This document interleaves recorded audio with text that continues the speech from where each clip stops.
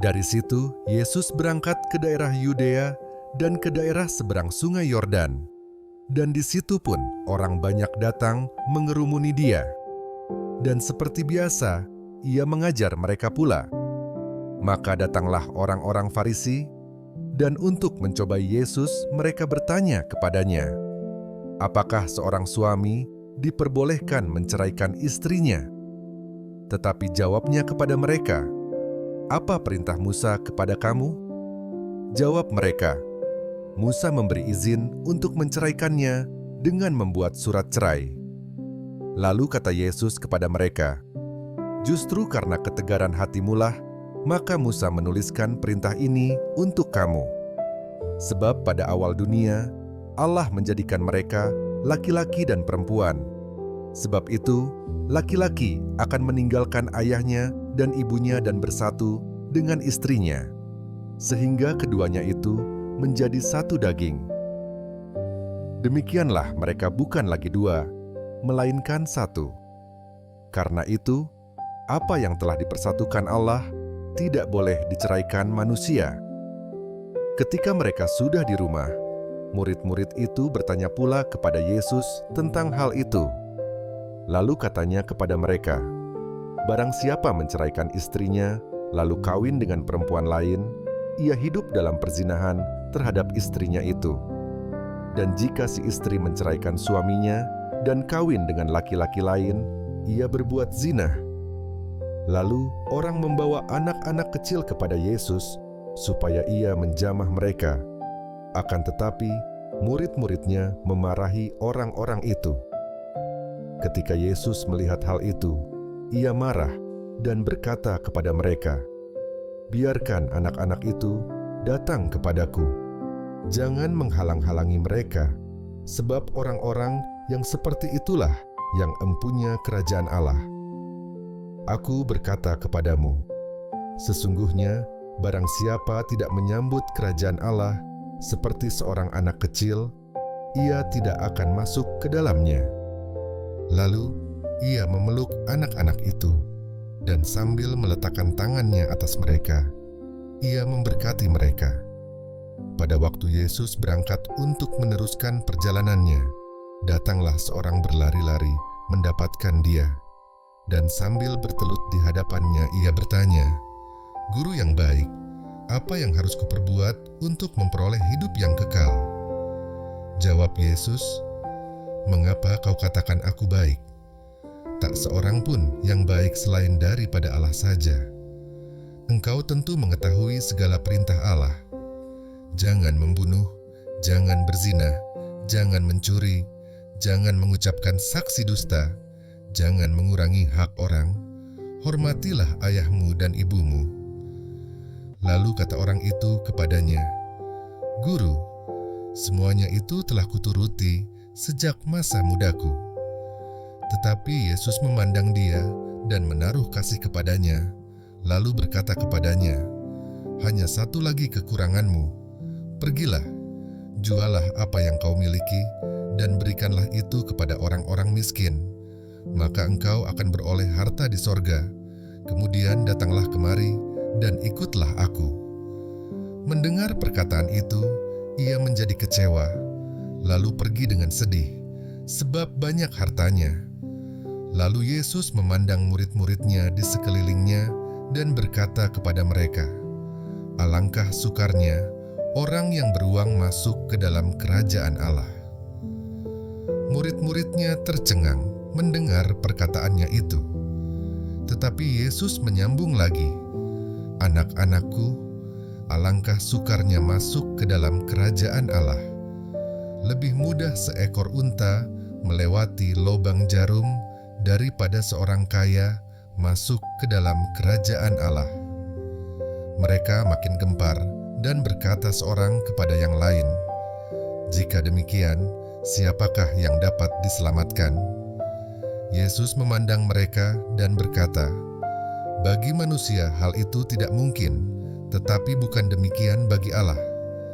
Sebab segala sesuatu adalah mungkin bagi Allah. Berkatalah Petrus kepada Yesus, kami ini telah meninggalkan segala sesuatu dan mengikut Engkau.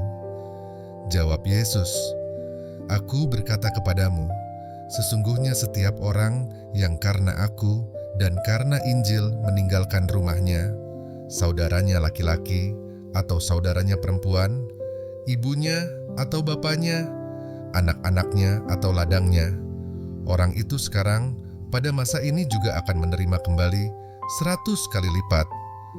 Rumah, saudara laki-laki, saudara perempuan, ibu, anak dan ladang, sekalipun disertai berbagai penganiayaan, dan pada zaman yang akan datang, ia akan menerima hidup yang kekal. Tetapi, banyak orang yang terdahulu akan menjadi yang terakhir, dan yang terakhir akan menjadi yang terdahulu."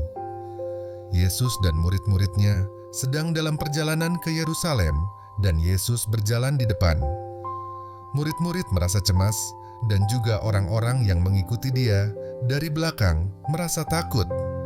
Sekali lagi, Yesus memanggil ke-12 muridnya, dan ia mulai mengatakan kepada mereka apa yang akan terjadi atas dirinya. Katanya, "Sekarang kita pergi ke Yerusalem, dan Anak Manusia akan diserahkan kepada imam-imam kepala dan ahli-ahli Taurat, dan mereka akan menjatuhi dia hukuman mati, dan mereka akan menyerahkan dia kepada bangsa-bangsa yang tidak mengenal Allah, dan ia akan diolok-olokkan, diludahi, disesah, dan dibunuh, dan sesudah 3 hari ia akan bangkit." Lalu Yakobus dan Yohanes, anak-anak Zebedeus, mendekati Yesus dan berkata kepadanya, "Guru, kami harap supaya Engkau kiranya mengabulkan suatu permintaan kami." Jawabnya kepada mereka, "Apa yang kamu kehendaki, aku perbuat bagimu."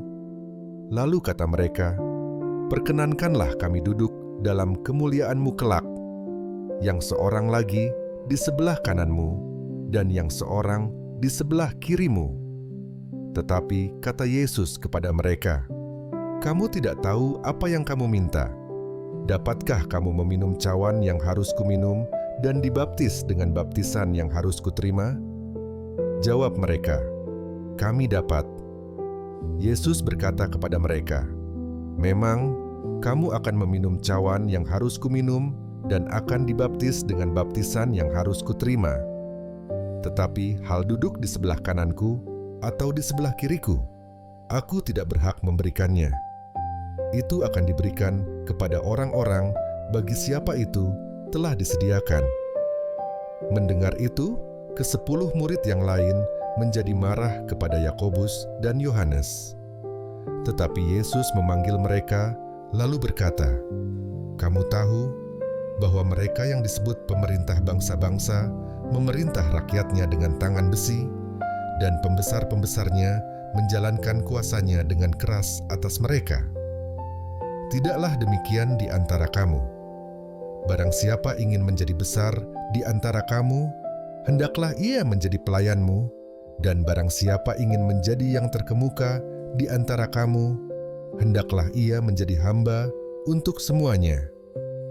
Karena Anak Manusia juga datang bukan untuk dilayani, melainkan untuk melayani dan untuk memberikan nyawanya menjadi tebusan bagi banyak orang." Lalu tibalah Yesus dan murid-muridnya di Yeriko.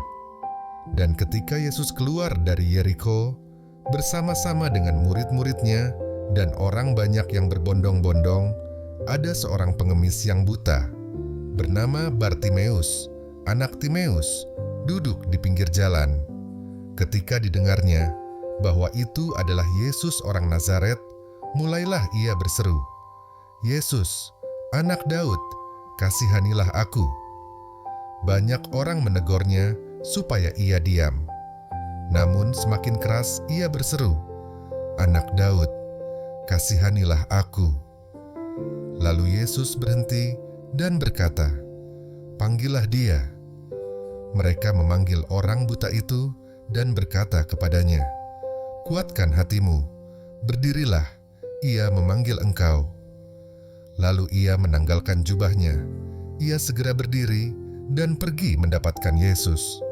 Tanya Yesus kepadanya, "Apa yang kau kehendaki supaya aku perbuat bagimu?" Jawab orang buta itu, "Rabuni, supaya aku dapat melihat." Lalu kata Yesus kepadanya, "Pergilah, imanmu telah menyelamatkan engkau." Pada saat itu juga melihatlah ia, lalu ia mengikuti Yesus dalam perjalanannya.